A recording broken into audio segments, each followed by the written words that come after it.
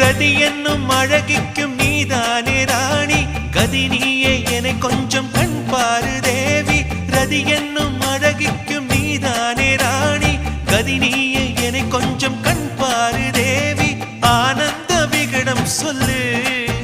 என்னை பேரின்ப நதியில் தள்ளு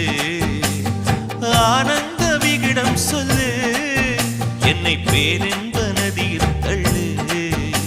நான் பாக்யாதிபதியானேன் உன்னாலே கண்ணே உஷா பசும் பொன்னே உஷா